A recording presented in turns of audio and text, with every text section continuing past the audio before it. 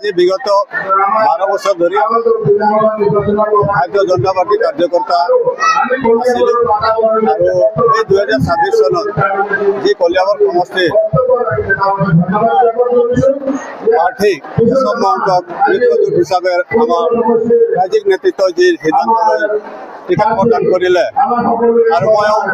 এই টিকেট প্ৰদান কৰা মই ভাৰতীয় জনতা পাৰ্টিৰ কাৰ্যকৰ্তা আছিলোঁ আৰু বৰ্তমান এতিয়া মই ভাৰতীয় জনতা পাৰ্টিৰ কাৰ্যকৰ্তা থকাৰ অৱস্থাত মই আজি ভাৰতীয় জনতা পাৰ্টি ত্যাগ কৰি